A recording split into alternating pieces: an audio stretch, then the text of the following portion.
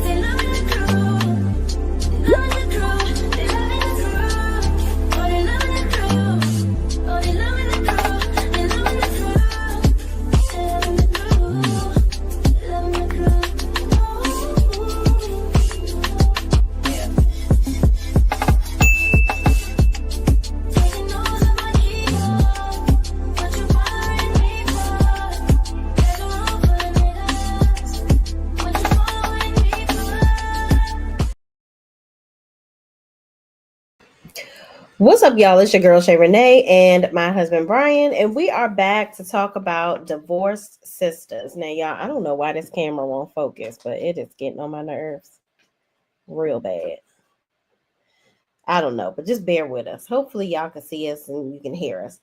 So, we are back to talk about Divorced Sisters, Season 1, Episode 8, and it's called Birds of a Feather. Okay, remember we look up here. Listen, y'all, this has been the episode that we've been anticipating the outcome. The last episode, we saw Myron pacing outside, saying how much he loves the pastor. The pastor loves him. He don't know why the pastor keep trying to make him jealous with his own wife type of stuff. Just trying to make us think that they together. Naomi has this video, and for some reason, she was triggered enough to put this video up on the screen for Rashida to see it, okay? So Rashida, being the gangster pastor's wife that she is, she said, you know what? We're going to nip this in the bud right the freak now, okay? So she goes outside and wrench around the neck of Myron and Jefferson and brings them right on in the house so that they can go ahead and nip this in the bud. What do you say about this scene, Brian? Makes sense. Okay. You gotta do that. You gotta. I mean, it's there. You gotta verify. So she did the right thing. Yeah. I have no problem with that. Inspect what you expect, right? So she goes outside, grabs them. They come inside. She tells Naomi, "Go ahead and roll back that beautiful bean footage that she was so pressed to show us." Okay.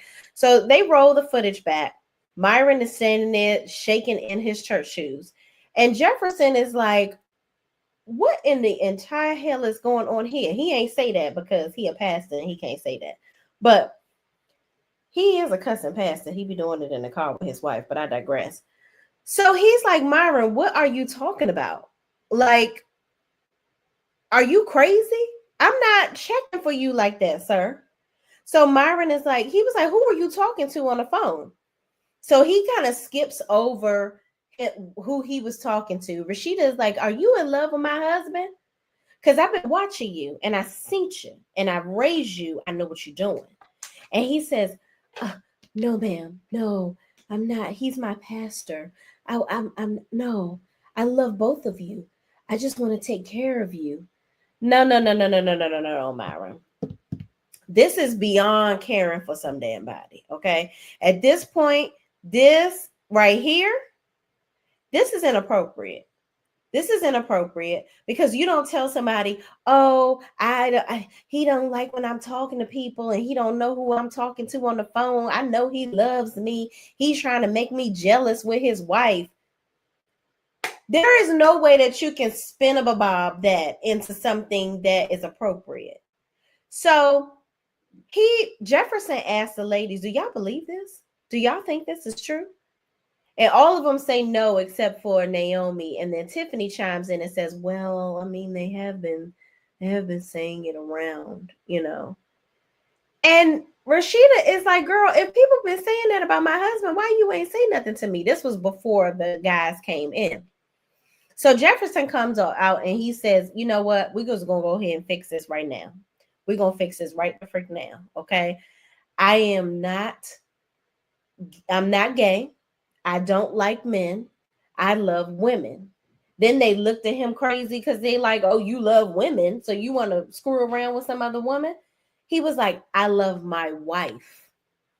And he said, for the record, Myron, I am not attracted to any man. And I'm definitely not attracted to you. So knock it off. What was you about to say?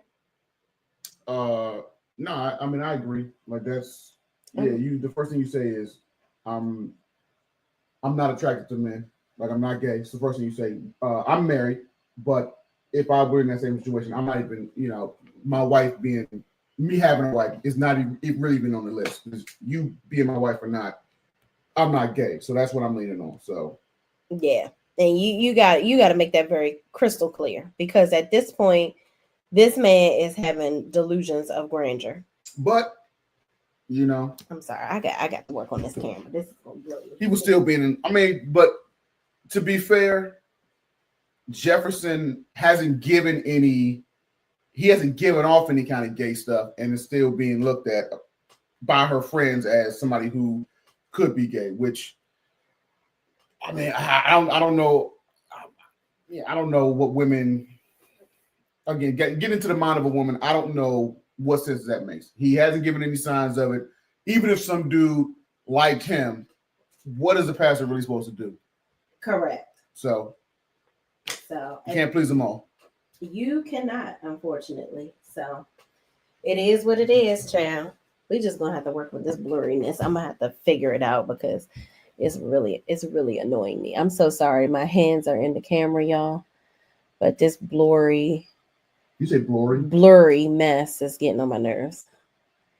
It really is. Like, I can't stand it. I'm about to switch cameras in a minute. But moving on. After they confront Myron, Naomi is like, well, he's saying that he's not gay, but look, it's very evident that he is, because why would he be saying that? So my thing is, Naomi, just because you want to sit up here and believe whatever, somebody tell you, or whatever this man is saying, her husband is telling her that that's not the case. So she chooses to believe her husband, and you need to just move on from that and just let it go. So Jefferson says, you know what? I'm about to get on up out of here, you she devil. He called Naomi a she devil.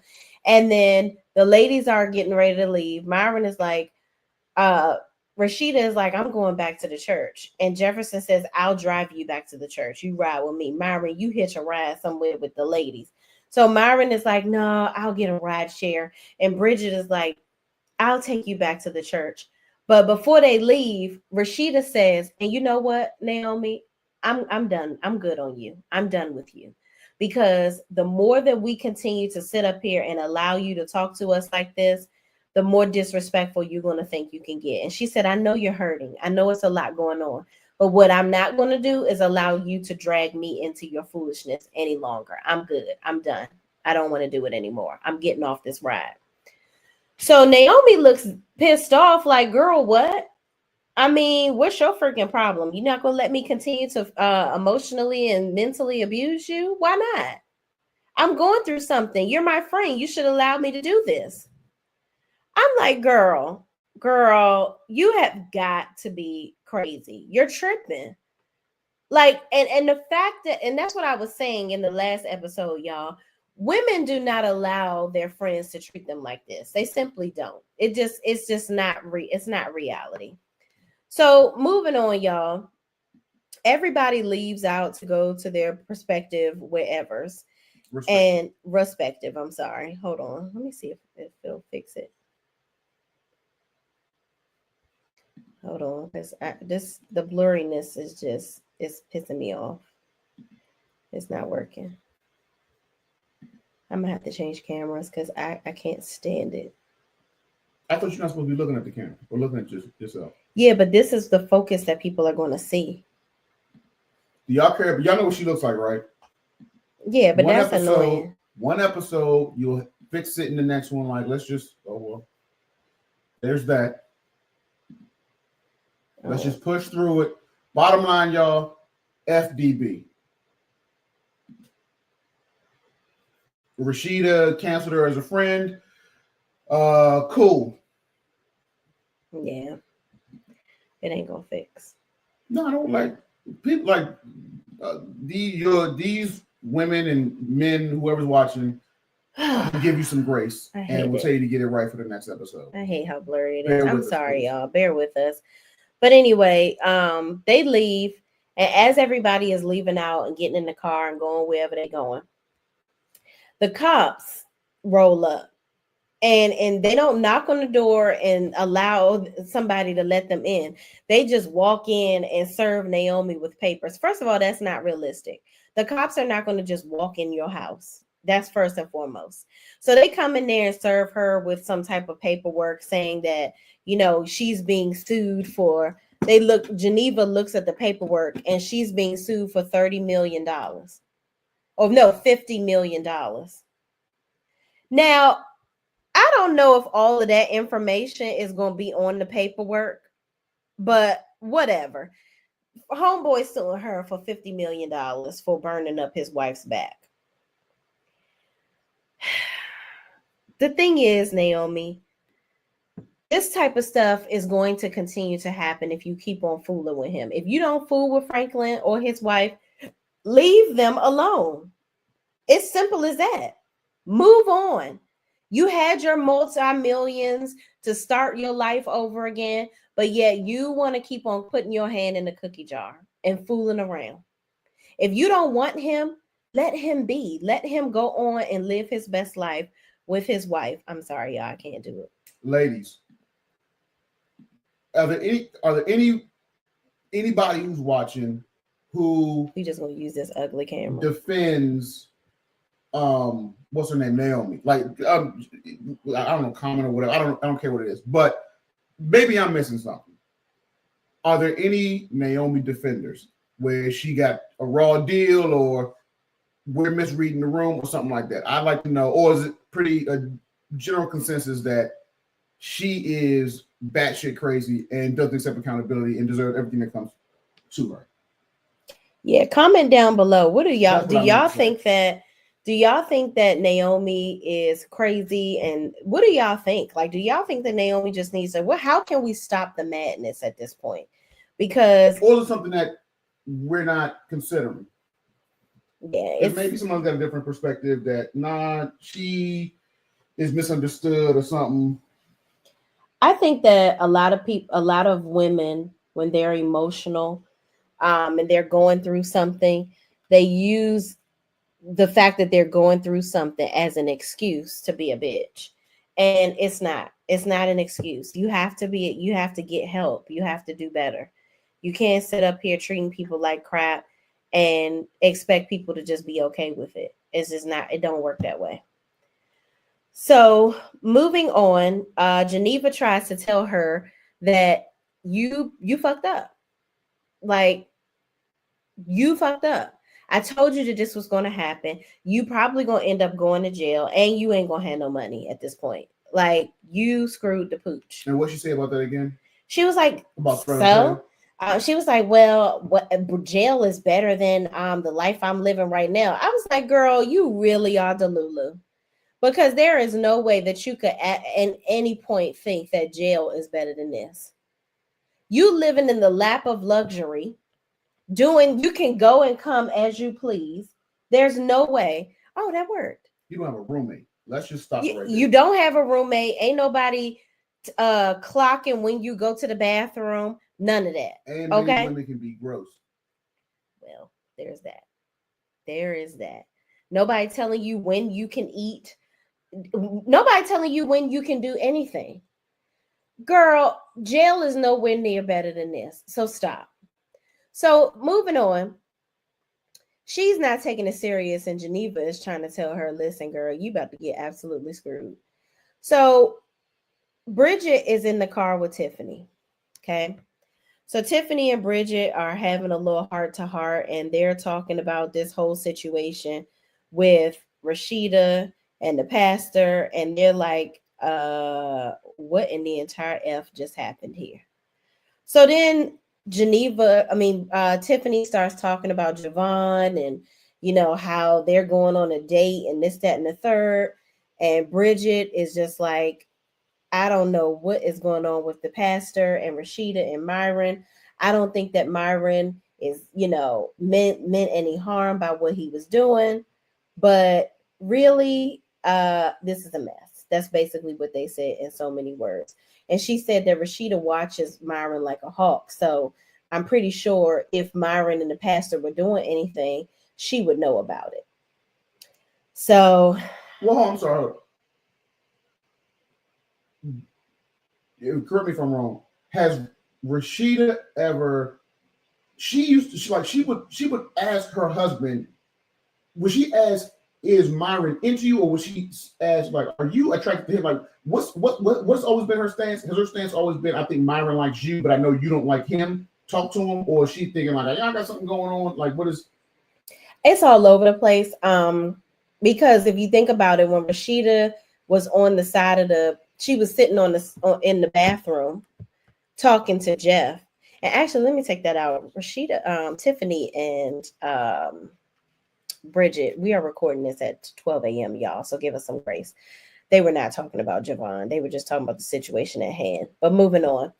Rashida was talking to Jeff, and she didn't say necessarily that she felt like something was going on with Myron, technically. But from the conversation, she felt like something, she didn't want to be oblivious to the fact that something could be going on because he called him baby. So while she didn't think anything was going on, she did ask questions. She did. So moving on, Tiffany talks about how, Naomi could possibly lose all her money and she could end up broke. She talked about how all of them broke and ain't got as much money as her. Now her ass could end up broke, and that's going to be really terrible and tragic for her. And how they told her to not be fucking with this man because he ain't playing with her. And he gonna get all the Mario coins out of her at this moment because she done royally effed herself. Okay. So moving on, back at the Rolls Royce, Rashida and Jefferson are riding in the car.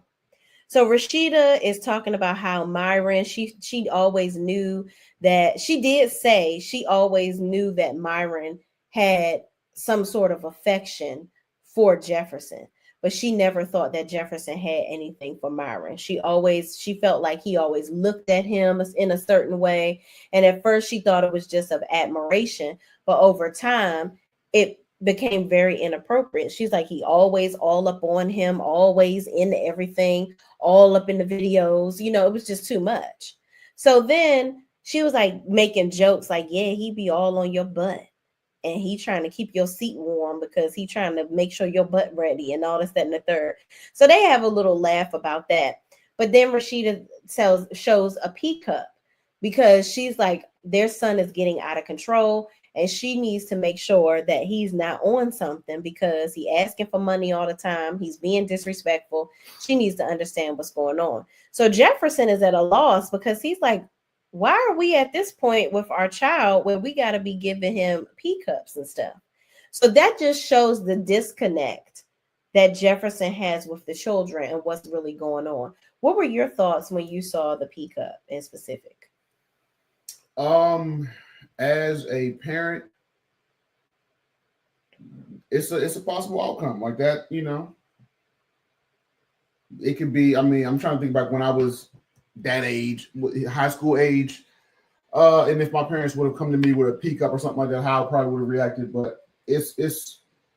I mean, I think it's more shocking than anything. You're like, damn, it's really come to this. But I respect that. I believe, if my memory serves me correctly, Jefferson said, all right, cool, I got you. Like, I'll talk to him, like, no worries. Which is, it seems to me that he's showing that he's making improvements or striving to do better from, previous behavior. Yeah. So he heard what she said.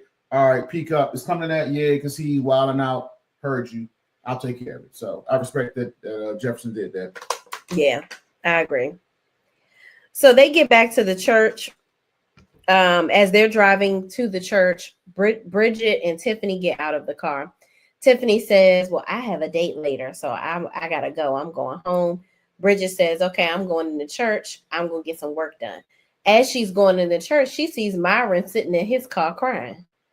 So she talks to Myron. Myron gets out the car and talks to her, and Bridget encourages him and says, listen, bring your ass to work tomorrow. Just come to work tomorrow. Pastor and First Lady, they love you, because Rashida has already told, or Bridget is already feeling like Rashida is going to say not to fire him because there could be bigger things at stake. Because in the car with Jefferson, Rashida tells him, he's like, I'm about to fire his ass. And Rashida's like, no, don't fire him because that could be a bigger lawsuit for the church. It's too much. Just keep him on. Just keep an eye on him. You know what it is now. And we're gonna do this the right way. And not just that, to give Myron his props for as much booty watching or whatever y'all saying that he's doing. He is the best assistant or whatever he is that the pastor's ever had. So we gotta at least give him his flowers for that. Bingo. She did say that. She said, and he said also, she said also, I know you don't really want to let him go because he has been the best assistant you ever had. And so I don't know what they're going to do with Myron, but that is a spicy meatball for sure. So Bridget encourages him to bring his tail to work the next day. Let the pastor and the First Lady work it out. See how it's going to go. Just continue to do your job and keep your ducks in a row. And if whatever decision they make it. But until then, do your job. And Myron, Myron, also, you've been warned. So let's just cut out whatever type of nutty shit you want. You've been warned. You've been caught a number of times. So this should be it as far as any type of innuendos or whatever. So you've been warned like this. You've been caught. So let's just knock it off and be done with it. Let it go, sir. Let it go. You ain't never gonna get it. Never gonna get it. Never gonna get it. I think you were supposed to say your key was off. Shout out to Toya. My friend Toya. Moving on. So the pastor and the First Lady arrive back to the church. Bridget is on her way into the building because she's going to go and do some more work. And Rashida is like, Bridget is actually getting ready to go home. She's getting out of the First Lady's truck because she's dropping it off, and she gonna go home.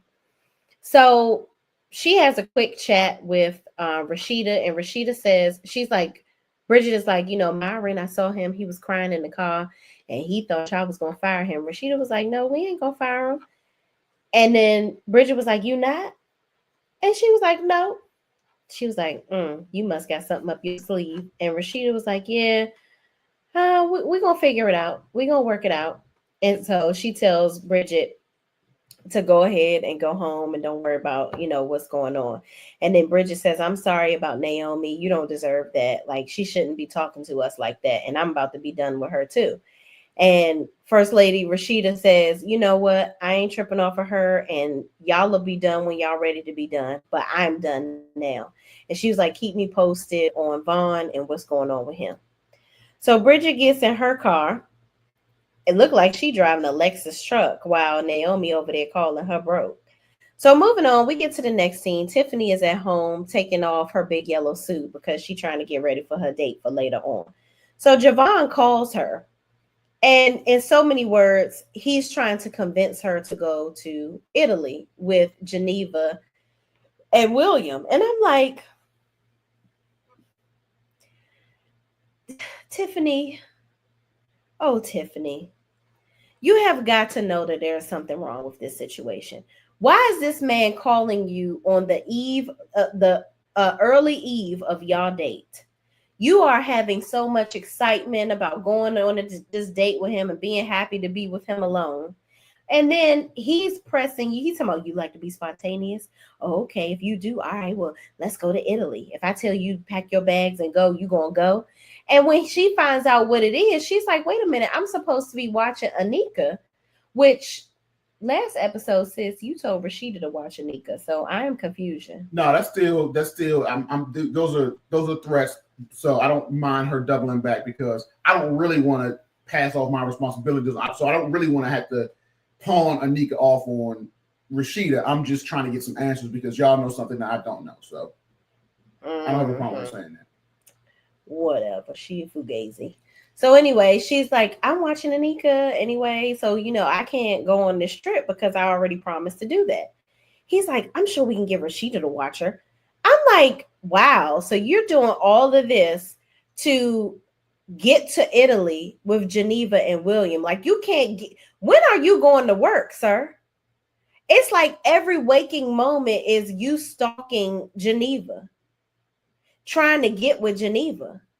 This is too much. It's too much. And Tiffany, I would feel like, why is it that every time we have an interaction, it has to be involving Geneva or William in some sort of way? Why do we always have to be around them? I've only seen you for 2 days, and each day my interactions consisted of Geneva and William in some sort of way.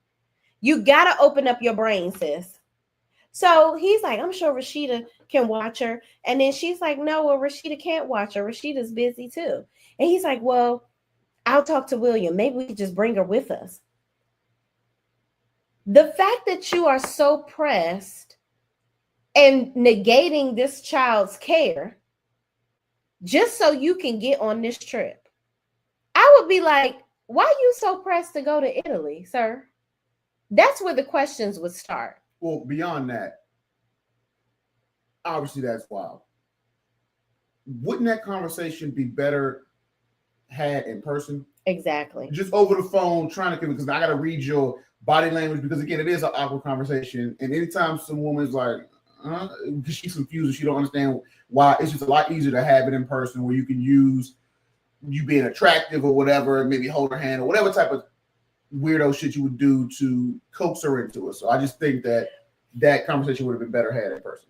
First of all, you bring up a good point though, because y'all are going to dinner together tonight. Mm-hmm.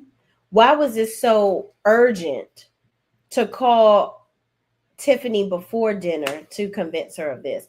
You would think that it would be easier to convince her over dinner. But now I got to have another scene of me being fancy and treating this broad to something.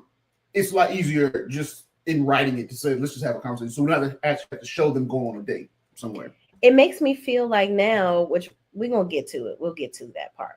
So we get to the next thing. So she's convincing herself at this point, Tiffany, that this is going to work. Hey, this is great. This is so spontaneous. I'm going on this trip. So we get to the next scene where Naomi has took her dumb ass with some black roses up to the hospital. This scene right here is so stupid to me. You have just been served papers where this man is suing you for $50 million. And you go up to the hospital to apologize to him sarcastically and throw said black roses onto this woman's back. The scene with Franklin and Naomi, there seemed to be a little bit of sexual tension between them. Like both of them love this bull. Like they both love this silly, crazy shit. And I'm like, y'all are sick. This is some sick shit. But then Franklin begins to get angry. Like, I'm tired of this shit with you. Like first it was like an electric energy between them that was negative, but it was weirdly sexual. Then the nurse comes in and she's breaking it up. And he's like, get her out of here. She's the one that did this to my wife. First and foremost, how the hell did she get up there?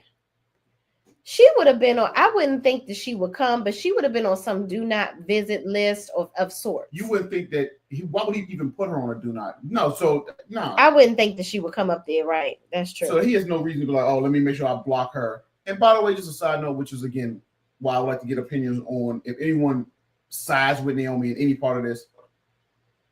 Why would you attack somebody who has the ability to give you $37 million? That means his money's long. You can't hotbox with, you can't fuck with him. Take the L, get over it. Come on now. Exactly.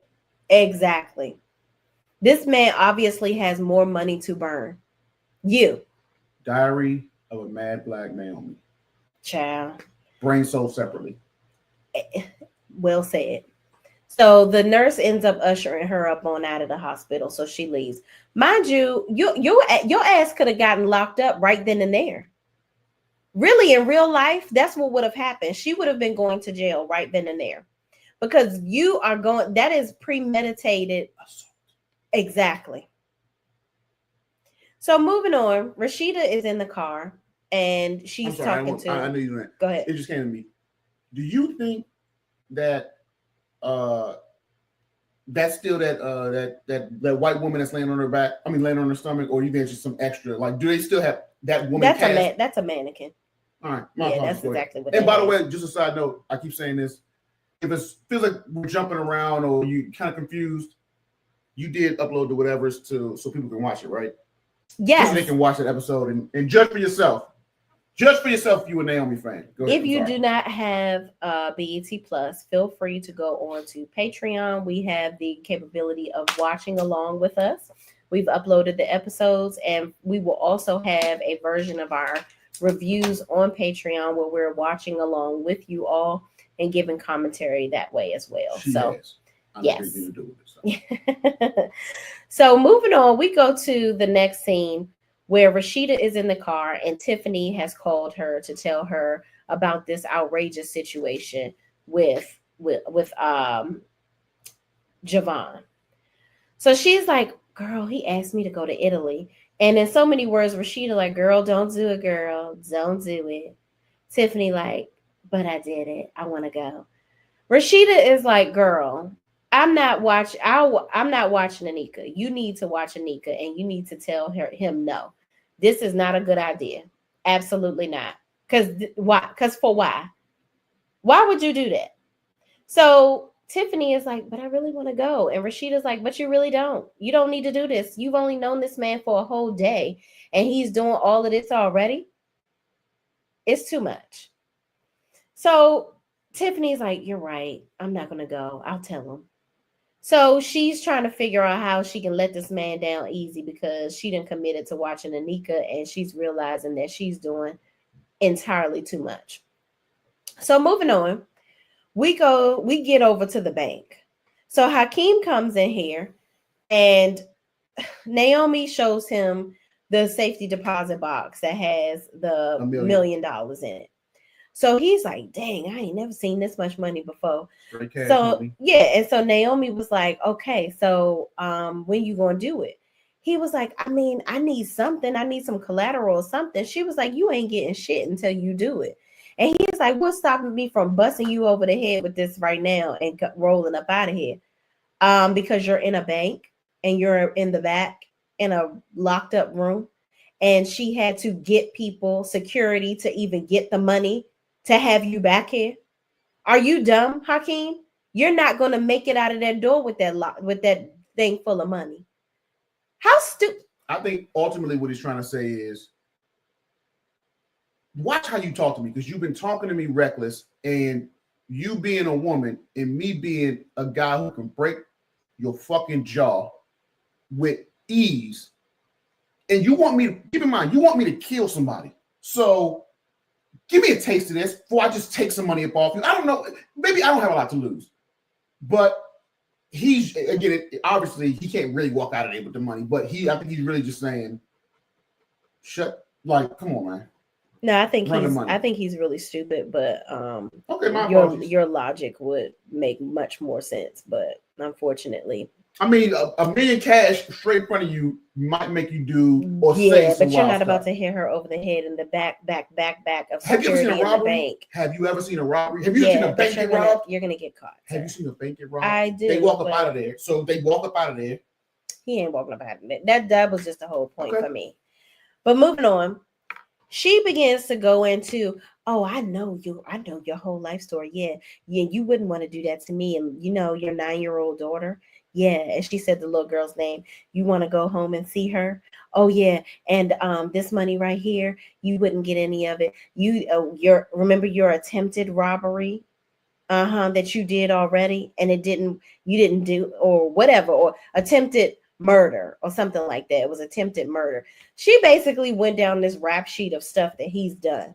Now, mind you, If you so big and bad and you are 5 steps ahead of people, then you would know that this guy is not set up for this type of crime. Those are Naomi. Because that's an attempted murder that he did. He didn't actually murder somebody. So I don't know, Naomi, you're an idiot. Choose somebody else, because this man is not ready for this type of crime. Walk He's away, just not. Naomi. Yeah. Choose somebody else. First of all, that's the first thing. But Hakeem ended up saying, you know what? I don't like the way you be fucking talking to me. I ain't doing the shit. So she slams the drawer, the case full of money closed. And she was like, you know what? Fuck you. You know what? Get out of here. And he's like, you know what? I don't got to deal with this shit. So he goes up out of there. That's not the last time we're going to see Hakeem. But Naomi, if you're trying to get somebody to off somebody for you, girl, being nice is the least you can do. And you are the world's dumbest criminal, because you got him coming into a bank where there's a bunch of cameras showing him all this money. He's a criminal and he's on probation, according to you. So what would not have the cops connect the dots? And your ex-husband has all of these connections. You're stupid. You brought him into the bank to show him $1 million. And then a day or so later, your husband ends up deceased. Your ex-husband ends up deceased. How dumb can you be? This doesn't even make any damn sense. What are your thoughts on that? Besides her being brain, soul separately. Just the mind of a scorned woman. Stupidity. That's why feelings get you in trouble. Well, feelings get you in trouble. Feelings are important. However, not nearly they as need important to to be logic, reason, discussed to make sense facts, of them. And it all depends. Logic, reason. It depends on the situation. Observable reality. The relationship. Fact. Feelings come underneath that. No. Keep your head in it. Feelings get you in trouble. If you can't control your feelings and your emotions, they're going to call you emotionally unintelligent or whatever. You got to control your emotions. Part of that is, okay, let me take a step back from my feelings and let me think about this logically. What system? That's what you're really saying. No, in this situation, Naomi's feelings are jacked. But this is the underlying thing with us. Feelings in a marriage, it's important for you to understand your wife's feelings, just like it's important for me to understand your feelings, because your feelings are the gateway to understanding why you react or have the certain thoughts or processes that you have on certain things. Feelings are cool, but facts over feelings. Moving on, child. Facts. Myron goes into Jefferson's office and he's like, I came to clear out my desk. Jefferson's like, well, why would you do that? And Myron is like, well, I figured you were going to fire me. And Jefferson was like, well, you would assume wrong. That's not the case. He's like, and so he basically goes into telling him, listen, Myron, we appreciate everything that you do around here, but what you're not about to be doing is trying to get with me, because I hope that I've made it very extremely clear to you that we are never going to have that type of relationship. Yes, we care about you, but I don't care about you like that. I don't like you like that. So stop. So Myron is like, you care about me? Out of everything that this man says, that's what you pick up out of there. So then he says, is the first lady mad at me? And then Jefferson was like, listen, you know how my wife is. She loves hard, but she fights even harder. So that's something that, you know, she'll come to you when she's ready to talk to you. And Myron was like, oh, okay, well, you sure I shouldn't talk to her? He's like, no, Myron, let her talk to you. Okay, here you go. You doing this dumb shit again. I don't know what Myron's problem is, or if he's slow and child, whatever. Pastor tell him he gonna go look at a development project or something like that. Go look at the cameras on the development project site for the new church that they trying to build, and basically just leave him the fuck alone. Pastor about to be giving him a bunch of duties that's away from him because he ain't trying to be dealing with this man's foolishness. What are your thoughts on this interaction between the pastor and Myron? Remember when I said facts over feelings? Jefferson just said, I'm not attracted to you, and da da da da da da da da. What did you say? Oh, you care about me or some stupid stuff? Facts over feelings. Feelings, there's a time and a place for that. But there's to the side. You are on the verge, you're cleaning out your desk, and now you're going back to this stupid stuff about, oh, well, you care about me and you're not listening. You're going to end up having to fire him. I'm going to just say that right now and deal with the repercussions. And it's because although you're great at your job, you're doing way too much. Nobody likes that. No, men don't like men doing too much. Women don't like men doing too much. Men don't like women doing too much.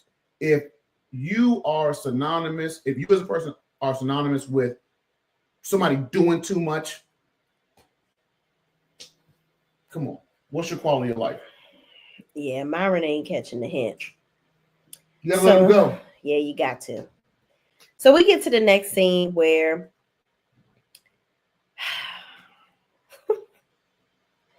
William greets Geneva at the door. Geneva is made to close her eyes because William has a surprise for her. She walks in, and the surprise is Javon making a flank steak. And he says, because William tells her, I have a surprise for you. I got a chef. She comes in, open her eyes, and sees it's Javon. So Javon is preparing this steak. Mind you, Javon should be getting ready for his date, okay, with Tiffany. But he over here cooking dinner for William and damn Geneva. Doing too much. Doing entirely too much. So then he starts to bring up all this jargon. William's like, he's like, you want to taste some of the steak? It's nice and moist. Geneva's like, I'll wait till dinner. So William's like, I'll taste some.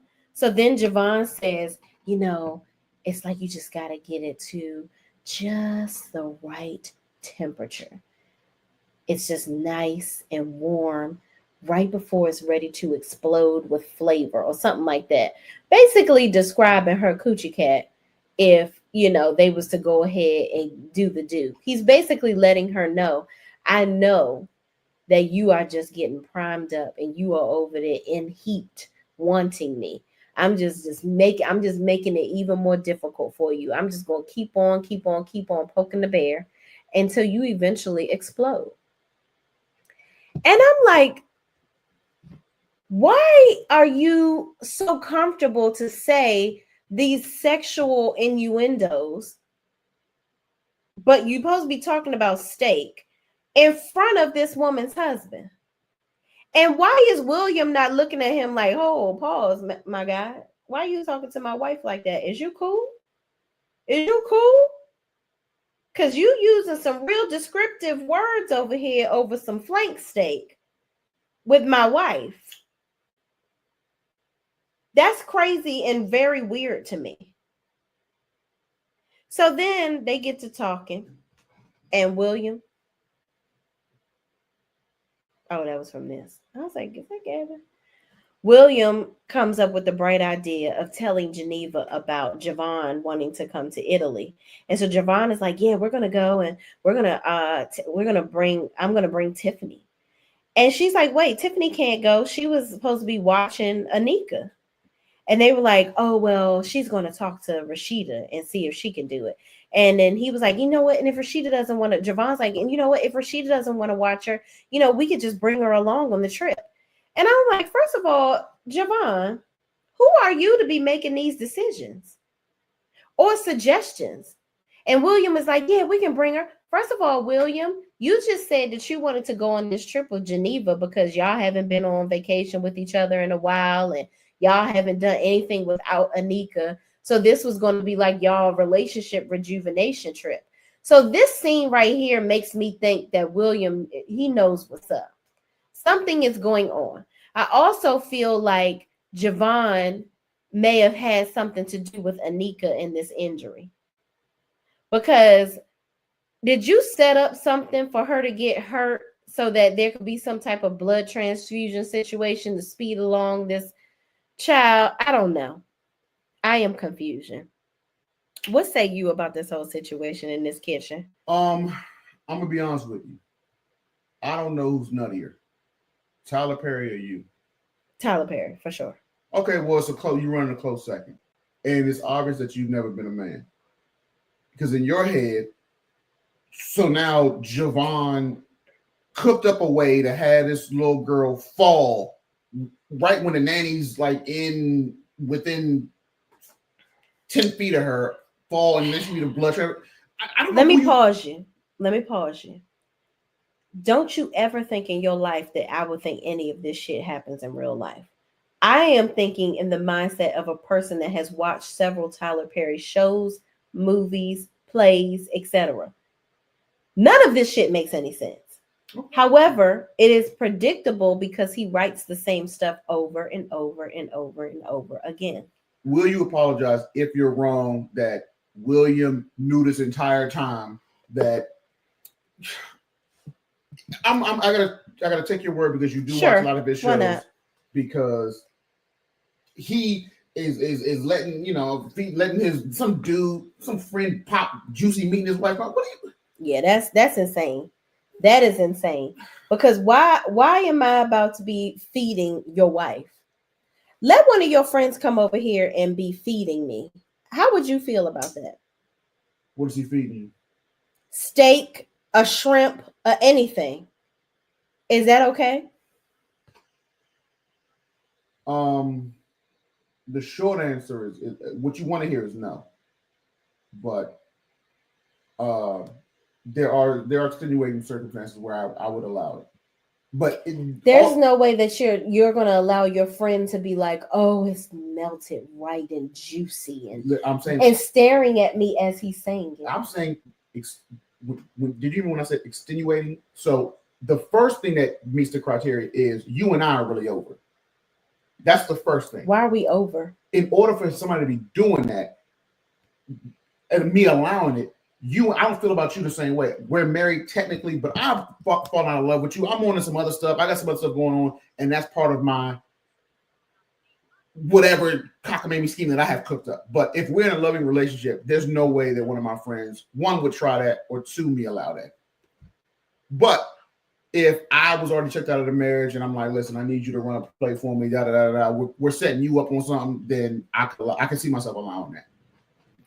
So basically, like William, what I said, you believe is likely to happen. So yes. That is so you're saying that is something that could happen? No. Well, I mean, define could happen. Could I? You just said that this whole story about William being a part of this is unrealistic. But then you just now said, if I don't want you no more, I can see myself doing something like that. What I'm saying to you is that I said extenuating circumstances. So is it in any realm of possibility? Yes, there's a realm of possibility where one of your friends could feed me something.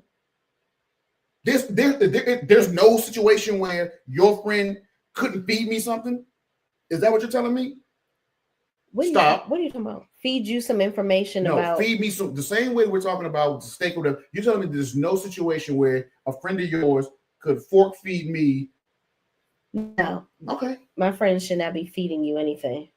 Just like I'm not about to feed one of my friends' husbands some food. I don't know the. I would give him the fork. I broke my arms. They're in a cast. Okay. And I'm there. Yeah. Okay. She in the bathroom. Shay, really hungry. This steak is really good. You should give Brian some.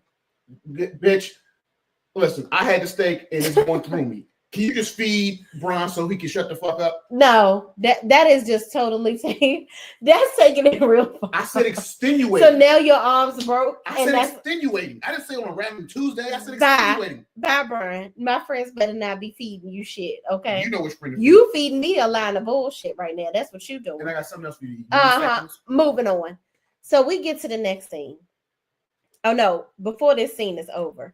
We hear Anika screaming outside. She's swinging on the swing, and somehow she has an injury so bad that she's screaming. So we see the nanny carrying her inside the house, and so they're rushing to the hospital. So at this point, I'm thinking, did she break a leg? Did she break her arm? Something like that. That would have been more realistic. But later on in the episode, she needs a blood transfusion. I don't know how. I don't know how it got that deep, but moving on. So we go to a clip. We get to Rashida's house. Her son is walking out of her room. So the son is walking out of her room, or he went on to Jefferson's. Went into their bedroom. He went into his parents' bedroom, went into the drawer, took out some cash out of his dad's side of the dad's nightstand. Mama walks in, Rashida, and says, "The fuck going on here?" He says, "Did she say the fuck going on here?" In so many words, I'm paraphrasing it to move through it. She says, "The fuck is going on? Ain't nothing going on. What's going on, you little piece of shit? There's something in your hand." She did not say that. Come on, listen, watch it on the Patreon or whatever. She says that he says, "Hey, mind your business." And she said, "The fuck?" And he get rowdy with her. They get into it, and then he rolled the fuck out.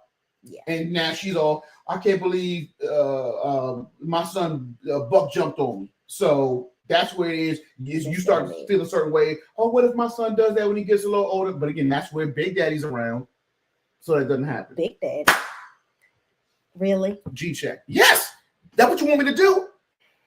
When you say go and talk to him, what do you really mean? You mean assert my dominance, however I see fit. The end. That's the gist of it, ladies and gentlemen. That's what happened. Boy was stealing money for whatever. Mama said, all this is weird behavior. Here's a cup. I want you to start pissing in it because I don't know what type of vibe you want.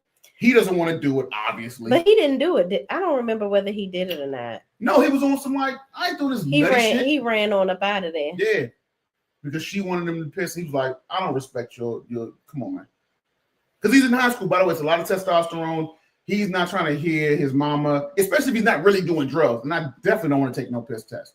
So he's got an issue with it. I think he's doing something that he's not supposed to be doing. Like for what? Sure. I think he is doing some drugs or something. Or I think that he's doing something he's not supposed to be doing, because why do you need large lump sums of money? First of all, and he was so in need of the money that when Rashida took it out of his hand, he kind of roughed her up a little bit. And so that shocked her, like, oh my God, what is my son into? Because if you are that hard up for money that you're willing to put your hands on your mother. Did she put her hands on him? No, she just took the money out of his hand and he went to go and grab it back from her. And then he like shook her and was looking like he was about to hit her. And she was like, oh my God, like, I can't believe that my son is doing this. And the daughter witnessed the whole thing. And he was just like, I'm sorry, Mom. I'm sorry. And so he runs out of the room because she was like, this all was triggered from her saying, give her the money back and go take the P test. So he didn't take the P test and he ran up out the door and ain't had no money. So the daughter is lurking around the corner and she's like, Mom, are you okay? Oh my God. And I'm like, girl, what is your brother into? Because I know you know. What the fuck going on? You remember how you were in high school? He gonna tell her that he wanted the money because they were going out. Him and his friends were going out to the movies. How much money do you need, sir? Because that looked like a roll of 20s and some hundreds in there. Have you ever dated a woman? You don't need that much. And by the way, have you ever been to the movies? Mm-mm. Have you ever been to the movies? And let's say we meet with some woman. Oh, come on now. I need some. Don't do that. Don't do that. That's silly. But moving on, we get to I felt bad for Rashida in that moment because for me, I would have been. I pray I don't ever have to go through nothing like that with my son. Big Daddy. Having drugs and like somebody having a drug problem. And listen, there's a lot of 2-parent homes where that still happens. Just because you're around doesn't mean that our son is not 100% capable of it. 100%. You let me deal with it. We just have to really be on top of that type of stuff. But moving on, we get back to the hospital. Sarah, the nanny, she is hysterically crying. She is super upset. Javon calls Tiffany in. Tiffany comes in. He done called her and told her what was going on. Mind you, why the hell does Tiffany need to be there? I can imagine he called her and said, I know we're not going to make the date. Something happened to Anika. I was over here, so I'm at the hospital with William and Geneva. Mind you, you ain't want to go on this date with her anyway. Why is he at the hospital? And why is Javon at the hospital? You have a date. Go on your date. But he thinks that this is his kid, so, he going to the hospital. She can believe some woman. Geneva begins to be rude to Sarah. saying, what were you like? You should have been watching her and this and the third. And William is like, hold on, pipe down, little chihuahua. This could have happened at any. I mean, she's outside playing. She's a kid. Like this could have happened. So Geneva was like, you know what? You can go, Sarah. You can go. And she's like, you know what? You know what, Javon? You and your little girl too, Tiffany. You can go too because this is a family. You know what? This is a family situation. Geneva, were you worrying about the family when you was fucking Javon to make Anika? Allegedly.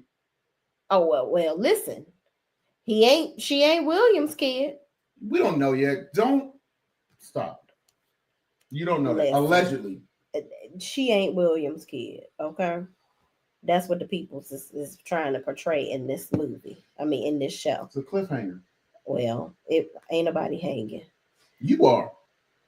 Yeah, but it's stupid. So moving on, she just hurt herself. She fell off a swing, but now all of a sudden the doctor comes out and she says, all right, they're like, oh, is Anika going to be okay? In the midst of Geneva having an attitude with Tiffany and Javon, which at this point, somebody got to see that Geneva is the fucking problem. Like, this bitch done did something.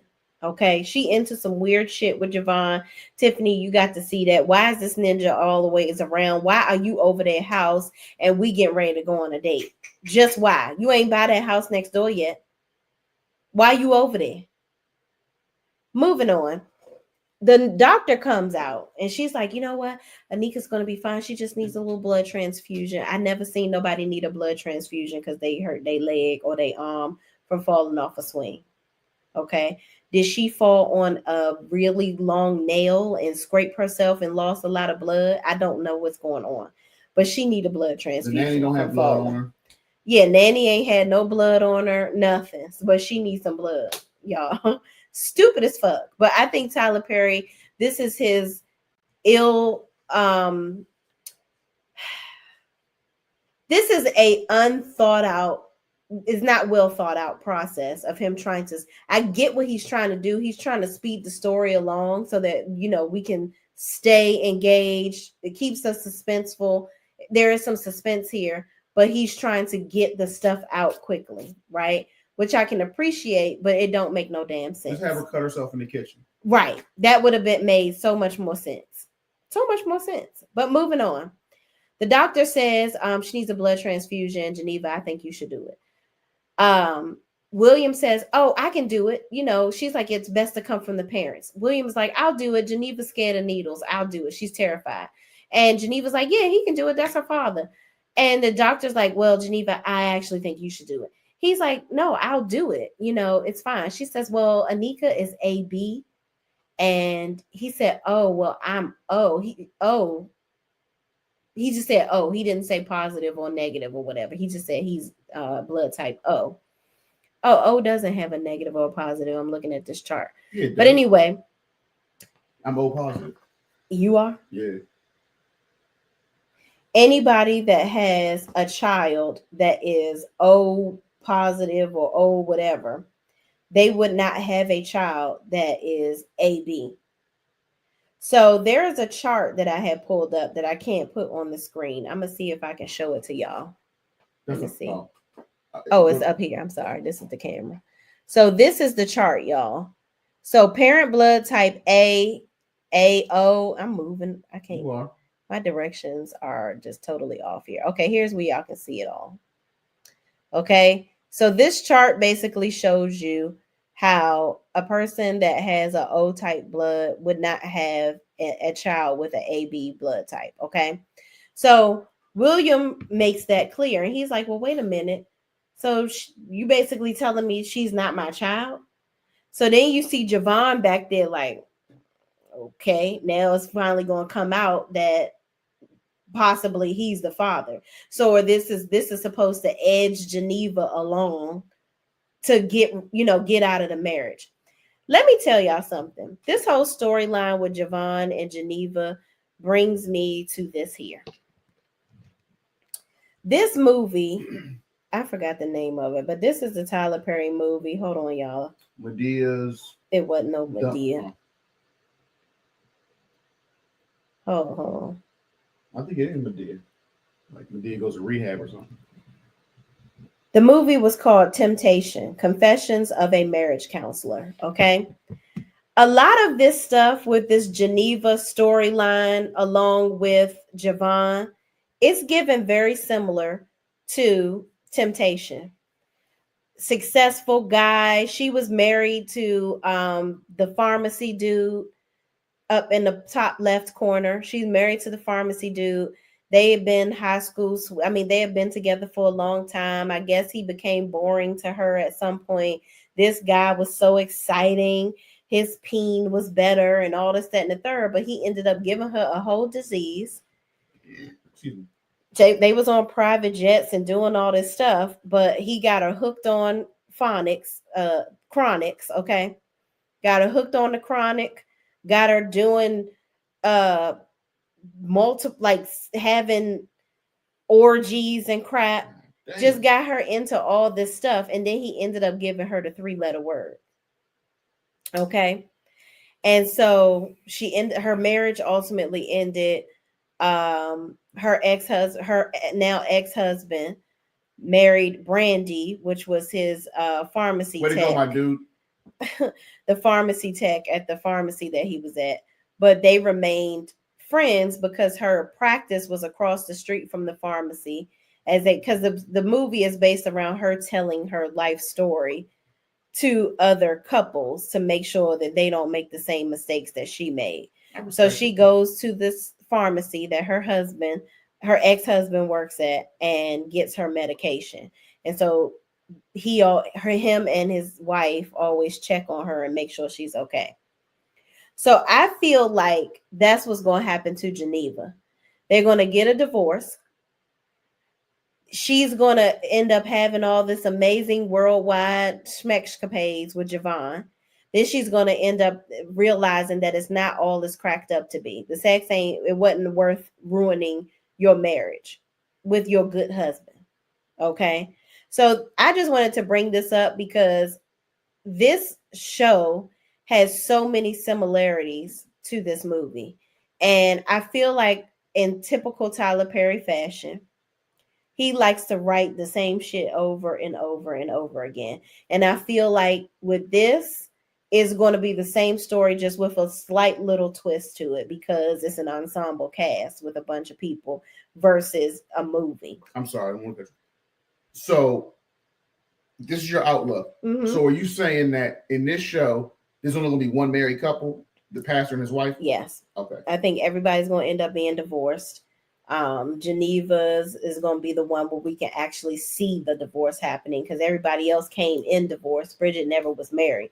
I think Rashida and the pastor are going to be the ones that remain married. They're going to be the anchor in the show. And I feel like I think that they're going to have their trials and tribulations, but they're going to be ultimately the ones that hold on to their marriage and become, I guess, good counsel to everybody else. And that's how I think it's going to go. So Geneva's definitely going to end up losing her good husband. Well, bravo, William. Yep. And that's all, folks. Thank y'all so much for watching. Please don't forget to like, comment, subscribe, share this video with everybody else that is watching the show with us too. And also comment down below. What do y'all think? What do y'all think is going to come of these relationships? What's the next step for Geneva and William? And do you think that Anika is Javon's child? How are we going to really ultimately put that all together? I guess we'll see this Thursday. Make sure that you subscribe to Patreon. Patreon is free for the first 7 days. Okay. Again, we are going to start doing, after this episode, watch alongs on Patreon. So feel free to come and join us over there to watch the show on Thursday when it comes out. I'm sorry. And you can also come back over to YouTube to see our review without the actual episode attached. So thank y'all so much. Actually, we're going to upload that onto Patreon too, so you can see everything over there. But other than that, thank y'all for watching. And what you got to say? So this Thursday, we're going to live. We're going to go live on Patreon, and we're going to do a watch as the show is happening. As the show is happening, we're going to watch it, and people will be in there commenting. But we'll have it on there as we're doing commentary as we're watching it. Okay. Yep. He's into it. He'll get used to it. All right, y'all. See y'all next time. Peace out.